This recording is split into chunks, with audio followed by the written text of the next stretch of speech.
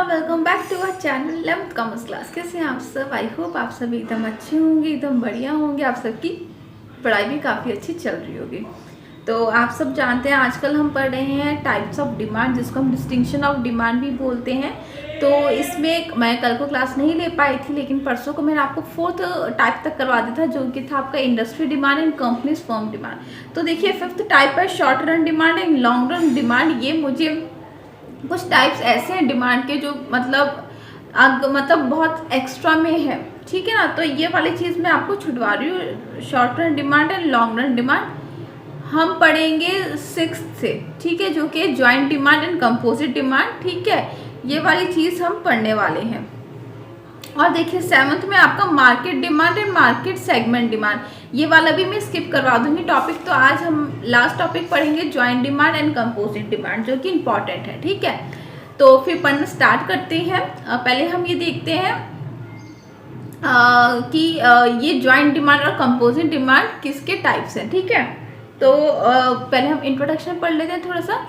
Demand for most of the communities in real life is independent of each other. देखिए कहने का मतलब ये है कि कुछ गुड्स की डिमांड ऐसी होती है जो कि इंडिपेंडेंट है। फॉर एग्जांपल शूज़ और क्लोथ्स, ठीक है। तो शूज़ और क्लोथ्स में कोई रिलेशन नहीं है, ठीक है। अगर आपको शूज़ चाहिए तो आप शूज़ लोगे, क्लोथ्स चाहिए तो क्लोथ्स लोगे, ठीक है। तो शूज़ और क्लोथ्स का मतलब इन दोनों गुड्स का कोई एक कनेक्शन नहीं है, ठीक है। एक तो और वो गुड्स जिनके बीच में एक रिलेशन होता है, for example milk and sugar, ठीक है। तो मिल्क और शुगर मतलब दूध और चीनी से बहुत सारी चीज़ें आप बना सकते हो, चाय, मिठाई, ठीक है ना, बहुत सारी चीज़ें बन सकती हैं। तो वो गुड जिनके बीच में कोई रिलेशन होता है, जो इकट्ठा यूज़ हो रहे हैं, या जिनके मतलब जिनको हम दो गुड्स को यूज़ किए बिना हम नहीं कर सकते, ठीक है ना, उन गुड्स को यूज़ नहीं कर सकते, जैसे कि ब्रेड और बटर या ब्रेड और जैम, ठीक है। तो ये अलग अलग तरीके की गुड्स होते हैं। तो यहाँ पे बात हो रही है इंडिपेंडेंट, जिनकी डिमांड इंडिपेंडेंट है, जिनके बीच में कोई रिलेशन नहीं है, ठीक है। But they are several communities in the demand for which is interrelated. अभी मैंने आपको बताया ना, एक तो गुड्स वो होते हैं जिनकी डिमांड इंडिपेंडेंट होती है, दूसरे गुड्स ऐसे गुड्स होते हैं जिनकी डिमांड इंटर रिलेटेड होती है। फॉर एग्जांपल कार और पेट्रोल, ठीक है। अगर कार की डिमांड कम है तो पेट्रोल की भी डिमांड कम हो जाएगी, क्योंकि ये दोनों गुड्स एक दूसरे से इंटर रिलेटेड है, ये लोग कनेक्टेड हैं एक दूसरे से, ठीक है। Inter relation in demand makes for physical different goods interlinked and interdependent. तो ये जो जितने भी इंटर रिलेटेड गुड होते हैं उनकी डिमांड अफेक्ट होती है। एक की डिमांड कम होगी, दूसरे की डिमांड भी कम हो जाएगी दूसरी की डिमांड ज़्यादा होगी तो एक की डिमांड कम हो जाएगी, ठीक है फिर है broadly 2 types of inter relationship exist in demand for such commodities. तो ये इंटर रिलेशनशिप जो ज्वाइंट डिमांड और जो कंपोजिट डिमांड है, ये किसके टाइप है? इंटर रिलेटेड गुड्स के टाइप है, ठीक है। तो ज्वाइंट और कॉम्प्लीमेंट्री डिमांड, ज्वाइंट और कॉम्प्लीमेंट्री, चाहे आप ज्वाइंट बोलो चाहे आप कॉम्प्लीमेंट्री बोलो, दोनों ही एक चीज़ है। कहने का मतलब ये है वो गुड्स जो एक मतलब वो गुड जो इकट्ठा यूज़ होते हैं, मतलब एक गुड है दूसरा गुड है, ठीक है। तो ये दोनों एक साथ ही यूज़ होंगे, ये लोग अलग अलग यूज़ नहीं आप कर सकते, ठीक है। जैसे bread butter, car petrol, camera film, pen ink, ठीक है, ये दोनों गुड्स इकट्ठे यूज़ होते हैं, ठीक है।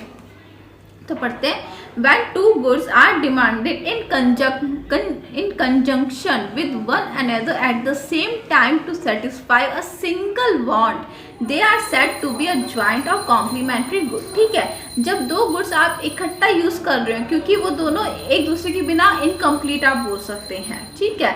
तो उन गुड्स की डिमांड को हम क्या बोलते हैं? ज्वाइंट और complementary demand. For example, pen and ink, camera film, car petrol, bread butter, coffee, sugar and milk, pipe and pipe tobacco.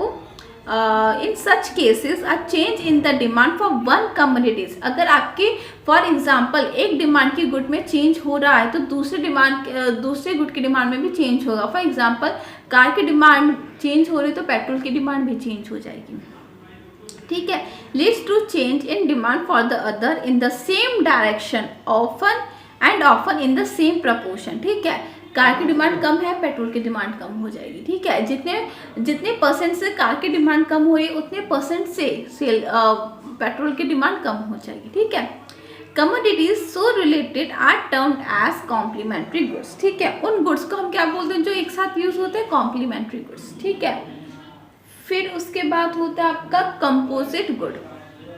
ठीक है, आई होप आपको ये कंपोजिट डिमांड वाली चीज़ क्लियर, सॉरी कॉम्प्लीमेंट्री डिमांड वाली और जॉइंट डिमांड वाली चीज़ clear हो गई हो। अब हम दूसरा पढ़ेंगे कंपोजिट डिमांड। कंपोजिट डिमांड का मतलब ये होता है, फॉर एग्जांपल वो प्रोडक्ट जो एक नहीं बहुत सारी चीज़ों में आप यूज़ कर सकते हैं। फॉर एग्जांपल आप दूध लेके आए, दूध का आप चाहे मक्खन बना सकते हैं, लस्सी बना सकते हैं, चाय बना सकते हैं, मिठाई उसकी बना सकते हैं, या मिल्क शेक आप बनाना चाहते हैं, कुछ भी आप बना सकते हैं, आइसक्रीम बनाना चाहते हैं, मतलब एक ही गुड के बहुत सारी यूजेस हैं। ठीक है ना, उसको हम क्या बोलते हैं, composite demand. Commodity is set to be in composite demand. हम उन गुड को कंपोजिट डिमांड गुड तब बोलते हैं जब when it is wanted for several different usage. ठीक है, हम किसी प्रोडक्ट को कंपोजिट डिमांड वाले गुड जब बोलेंगे जब वो प्रोडक्ट बहुत जगह यूज होता हो। ठीक है, steel is needed for manufacturing cars, building, construction of railways etcetera. जो स्टील है वो किस किस में यूज होती है बनाने के लिए, car, building, construction of railways etcetera. Coal is demanded by household, factories, railways, chemical industry. जो कोल है वो इन जगहों पे इस्तेमाल किया जाता है। वूल is required in clothing, carpet manufacturing and in several other industries. तो जो ऊन है उसकी भी डिमांड जगह जगह होती है। Electricity is also has a composite demand and it is use for lighting, cooking, TV, radio, many other electrical appliances by household. तो घर में जो लाइट है, जो बिजली है, उसका भी अलग अलग यूज़ किया जाता है, उसकी भी अलग अलग जगह पे डिमांड होती है। Likewise, sugar is another illustration of composite demand, क्योंकि चीनी का भी हम अलग अलग जगह पे यूज़ करते हैं। Sugar is needed for a variety of purpose ranging from the manufacture of sweets, toffee to preservative etcetera. Toffee, मिठाई और बहुत सारी ऐसी चीज़ें जो प्रिजर्वेटिव जो चीज़ें होती हैं उसमें चीनी का यूज़ किया जाता है। फिर ये लोग लिखते हैं a change in demand for the community by one user. अब ध्यान से देखना, for example a change in demand for the community bye a one user. तो फॉर एग्जाम्पल मैं गई तो मैं किसी शॉप पे गई, मैं वहाँ से दूध लेके आई। ठीक है, अब दूध से बहुत सारी चीज़ें बनती हैं। ठीक है, फॉर एग्जाम्पल मैंने सोचा कि मैं दूध से मिठाई भी बनाऊंगी, सारी चीज़ें जितनी भी बनती हैं मुझे मन कर रहा है मैं आज सारी बनाऊंगी। ठीक है, तो देखो जब मैं गई दुकान पे तो जब मुझे ज़्यादा चीज़ें बनानी है दूध से, तो मुझे ज़्यादा दूध चाहिएगा, तो मैंने दूध की ज़्यादा डिमांड कर दी। ठीक है, और भी बहुत सारे लोग थे, फॉर एग्जाम्पल फेस्टिवल आने वाले, आपको पता होगा जन्माष्टमी के टाइम दूध की बहुत ज़्यादा डिमांड हो जाती है और सब लोग करते हैं। ठीक है, तो आप वाला एग्जाम्पल ले सकते हैं कि जब बहुत सारे लोग एक ही चीज़ की डिमांड कर रहे हैं क्योंकि उन्हें वो चीज़ अलग अलग जगह पे यूज़ करनी है, तो उस टाइम में क्या होता है, शॉर्टेज हो जाती है उस चीज़ की। ठीक है, क्योंकि कुछ लोग तो ज़्यादा लेके चले गए और किसी मतलब बहुत सारे लोगों को वो चीज़ मिली ही नहीं। ठीक है ना, 1-2 किलो भी वो चीज़ नहीं मिल पा रही है। ठीक है, तो फिर कहने का मतलब ये है कि अगर एक जने की भी डिमांड में चेंज आ रहा है, अगर एक जना भी प्रोडक्ट की डिमांड इंक्रीज या डिक्रीज कर रहा है, ठीक है, तो will affect supplies to other. मैंने दूध की डिमांड ज़्यादा कर दी और 10 जनों ने भी ज़्यादा कर दी, तो जो दूध बचा है वो लोगों के लिए कम पड़ जाएगा। जो और लोग जो डिमांड करेंगे दूध की, वो दूध क्या होगा, कम पड़ जाएगा। क्योंकि देखिए आप सबको पता है कि जितना प्रोडक्शन होता है वो उतना ही होता है एक टाइम पे। ठीक है, उसको आप बढ़ा नहीं सकते क्योंकि हमारी जो रिसोर्सेज है वो लिमिटेड है। ठीक है, तो अब देखिए अब यहाँ पे क्या होगा, दूध की शॉर्टेज हो जाएगी उन लोगों के लिए जिनको मिल ही नहीं पाया। ठीक है, जिनको लेना था वो तो भर के लेके चले गए अपने घर में, लेकिन दूध उतना ही था तो पीछे अब क्या करेगा, अब थोड़ी ना वो फिर से जाएगा। जो आप सबको पता है अगर कोई गाय है तो वो अगर आपके जो बोलते हैं डेयरी में 2-3 गाय हैं, तो आपको पता है सुबह दूध देंगी, शाम को दूध देंगी वो, ठीक है। तो आपको पता है कि इतना ही दूध मुझे मिल पाएगा और मैं इतना ही बेच पाऊंगा। तो अब आप लोगों ने ज़्यादा डिमांड कर दी, तो उन लोगों को आपको डिमांड पूरी करनी पड़ी और बाकी के लोग बच गए, ठीक है। तो यहाँ पे यही लिखा है कुछ लोगों की वजह से। और अगर एक इंसान भी ज़्यादा डिमांड कर रहा है तो दूसरे लोगों के लिए जो डिमांड है, दूसरे लोगों की जो डिमांड है वो अफेक्ट होती है, क्योंकि वहाँ पे वो प्रोडक्ट अवेलेबल नहीं आप कर पाते हुए, and will bring about a change in its price, ठीक है। तो आप सबको पता है जब किसी चीज़ की शॉर्टेज हो जाती है तो क्या होता है, प्राइस इंक्रीज हो जाता है। क्यों? क्योंकि हमें डिमांड कम करवानी होती है, ठीक है। फॉर एग्जाम्पल दूध ले लिया हम लोगों ने, ठीक है। अब सिर्फ 1 या 2 किलो दूध बचा है। अब देखो हर दुकानदार कमाने की सोचता है, ठीक है। तो उसने सोचा कि इतने सारे लोग हैं और वो लोग तैयार हैं दूध लेने के लिए, जितने भी मैं रेट पे दूंगा लोग तैयार हैं, ठीक है। और दूध है कम, तो वो 1 किलो का भी रेट अगर वो 1000 रुपये में देगा तो लोग लेंगे, ठीक है ना। तो बहुत ही सिंपल सी बात है।